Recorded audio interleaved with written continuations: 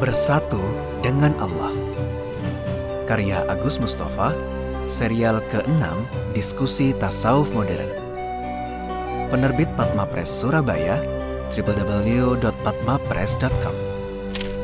Kata pengantar: Syekh Siti Jenar, Al-Hallaj, dan ayahku.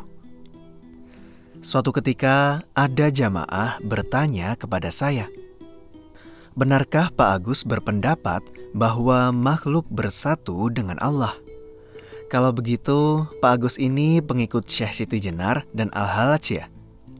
Saya tersenyum mendengar pertanyaan yang sekaligus kesimpulan itu. Maka saya lantas menjelaskan secara panjang lebar kepadanya tentang konsep tauhid yang berbau kontroversial itu. Memang ketika berbicara tentang wihdatul wujud, atau saya lebih suka menyebutnya sebagai tauhidul wujud, manunggaling kaulo lan Gusti, kita tidak bisa melepaskan diri dari keberadaan dua tokoh terkenal, Husain bin Mansur Al-Hallaj dan Syekh Siti Jenar. Mereka adalah tokoh-tokoh yang dikenal sebagai penganut faham bersatunya makhluk dengan Tuhannya. Al-Hallaj hidup pada abad ke-10 di Baghdad, sedangkan Syekh Siti Jenar abad ke-16 di Pulau Jawa. Sampai akhir hayatnya dihukum oleh penguasa pada zaman itu, kedua tokoh tersebut tetap istiqomah berpendapat bahwa Allah dan makhluk adalah satu kesatuan yang tidak terpisahkan. Lepas dari berbagai penyimpangan pemahaman dan kontroversi yang terjadi, baik oleh para muridnya maupun periwayat, konsep bersatunya Tuhan dan makhluk ini sangat menarik untuk dikaji. Benarkah Al-Quran mengajarkan tentang bersatunya Tuhan dengan makhluk ataukah tidak? Sebagai konsep tauhid, tidak bisa tidak, kita harus mendiskusikannya agar memperoleh kefahaman yang holistik alias menyeluruh. Kefahaman tauhid yang baik akan memberikan dasar yang kuat bagi seluruh proses beragama kita. Saya mengenal untuk pertama kalinya tentang tauhidul wujud dari ayah saya, Syekh Jabri Karim. Waktu itu saya masih sekolah SD, entah usia berapa. Ayah bertanya kepada saya saat kami masih di meja makan usai makan malam, "Tahu nggak kamu, Tuhan ada di mana?" Ayah memang biasa mengajak diskusi anak-anaknya, atau kadang sekedar bercerita agama. Tidak ada waktu khusus. Beliau bisa bercerita atau mengajak diskusi kapan saja beliau mau. Kebanyakan beliau mengajarkan ilmu tauhid kepada kami. Namun diskusi di meja makan itu agaknya telah menjadi provokasi yang sangat mengesankan dalam pemahaman saya terhadap agama, yang kemudian teringat sampai kini. Provokasi itu telah menjelma menjadi inspirasi tiada henti dalam kehidupan saya, yang kemudian mengalir di tulisan-tulisan saya, terus mencari Allah lewat pendekatan empirik. Waktu itu saya menjawab pertanyaan ayah sekenanya, sebagai anak kecil. Saya katakan, Tuhan ada di surga. Ayah saya bukan membenarkan atau menyalahkan, tapi malah bertanya lagi, kalau Tuhan di surga, apakah di luar surga tidak ada Tuhan? Wah, sulit juga bagi anak kecil untuk menjawab pertanyaan itu. Secara spontan, saya menjawab pertanyaan tersebut dengan mencari jawaban lain. Saya katakan, kalau begitu Tuhan pasti ada di langit. Bayangan saya, langit begitu besarnya, mungkin lebih besar dari surga.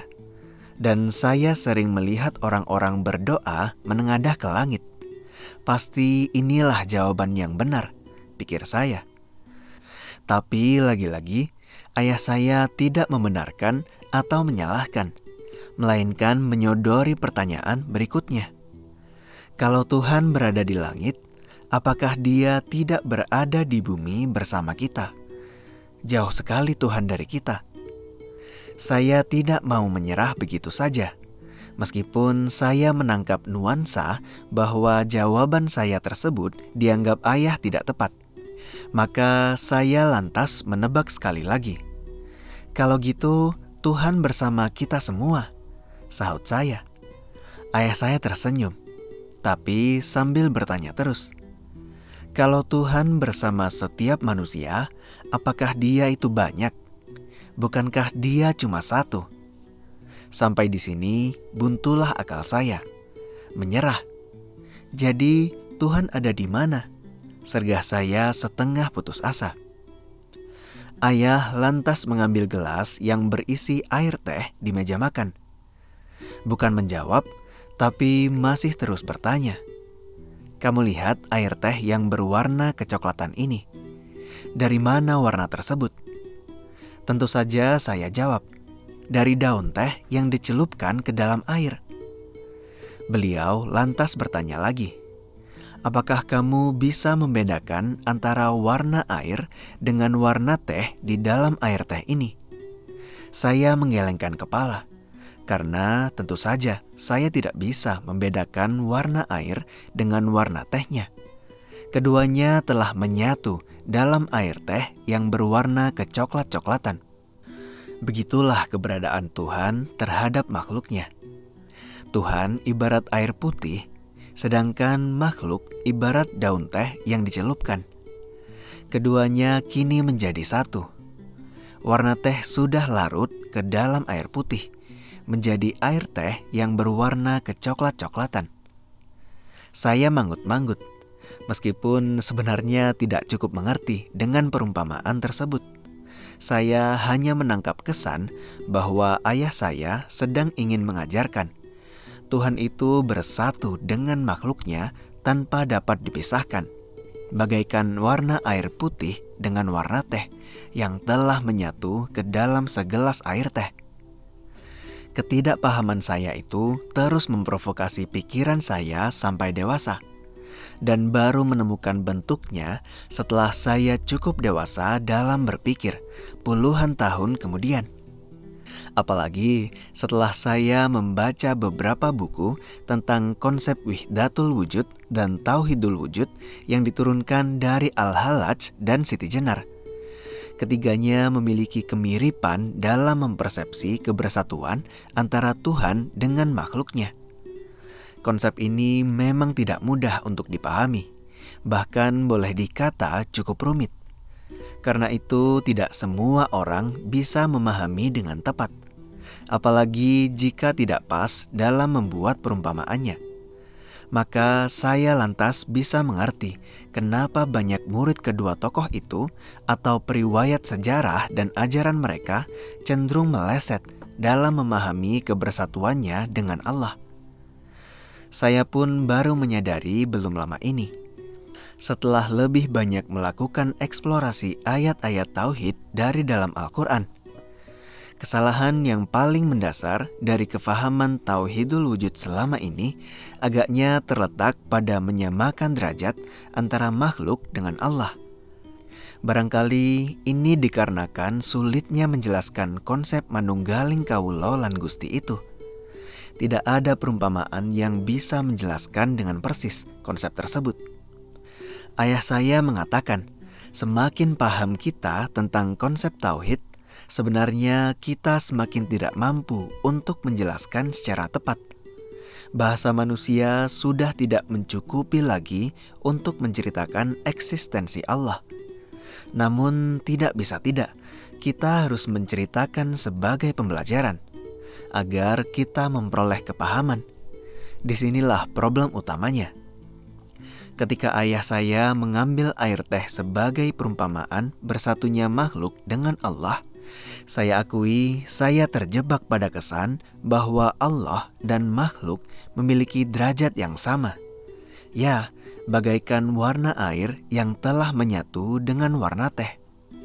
Saya terjebak pada kesan bahwa air memiliki volume yang sama persis dengan volume teh yang telah larut di dalam air, yaitu sama-sama satu gelas. Keterjebakan ini dialami juga oleh para murid Siti Jenar, atau bahkan mungkin oleh Siti Jenar sendiri ketika mengatakan dirinya adalah Allah, karena sudah bersatu dengannya. Padahal saya yakin bukan begitu maksud perumpamaan di atas. Ada juga yang mengumpamakan api dan kayu bakar, sama-sama terbakar. Sebenarnya ayah saya ingin menegaskan bahwa warna teh telah larut ke dalam warna air. Atau dengan kata lain, eksistensi makhluk telah larut ke dalam eksistensi Allah. Tapi tetap saja, warna teh bukanlah warna air yang telah melarutkannya. Atau to the point, makhluk bukanlah Allah, dan Allah bukanlah makhluk. Dan yang kedua, dengan perumpamaan itu, beliau ingin mengatakan bahwa warna teh yang telah larut ke dalam warna air itu tidak bisa lagi dibedakan dari warna airnya. Kedua-duanya telah bersatu padu. Setelah dewasa, saya baru menyadari bahwa perumpamaan itu memang memiliki beberapa kelemahan dalam mewadahi konsep tauhidul wujud. Karena bisa mengundang persepsi yang keliru. Bukan karena kesengajaan, tetapi sekedar karena kekurang tepatan dalam mengambil perumpamaan. Disinilah saya merasa perlu untuk melengkapi beberapa bagian yang saya anggap kurang pas. Dalam kurun waktu 10 tahun terakhir, saya melakukan berbagai eksplorasi terhadap konsep tauhid ini. Dan ternyata saya tidak beranjak jauh dari apa yang diajarkan ayah saya sejak kecil. Bahwa makhluk memang tak mungkin berada di luar Allah. Tidak bisa tidak, makhluk mesti berasal dari Allah. Berada di dalamnya dan bersatu dengannya. Tapi barangkali sedikit berbeda dalam menguraikan masalah dan mengambil perumpamaannya. Karena saya lebih banyak menjelaskan dari sudut pandang ilmu-ilmu empirik yang bertumpu pada rasio dan logika, yang memang menjadi bahasa komunikasi masyarakat modern. Tentu saja dengan satu harapan, jangan sampai pembaca buku ini menganggap dirinya sederajat dengan Allah, karena sudah merasa bersatu dengannya. Apalagi lantas meninggalkan syariat ibadat yang diajarkan oleh Rasulullah Sallallahu Alaihi Wasallam. Semoga bermanfaat. Selamat berdiskusi. Surabaya, 30 Mei 2005. Salam penulis. Selengkapnya bisa Anda dapatkan di www.patmapress.com. Assalamualaikum warahmatullahi wabarakatuh. Sahabat cangkir tasawuf modern, saat ini Anda sudah bisa mengakses kembali website www.patmapress.com. Tentu saja dengan desain dan layout yang baru dan lebih modern, sehingga memberikan pengalaman yang lebih menyenangkan untuk Anda dalam mencari buku-buku yang diterbitkan oleh Patma Press. Selain itu, Anda juga tetap dapat menonton video-video Pak Agus Mustafa di patmapress.com. Mau tahu apa saja buku karya Pak Agus Mustafa yang sudah menjadi materi di video-videonya? Mampir yuk ke www.patmapress.com.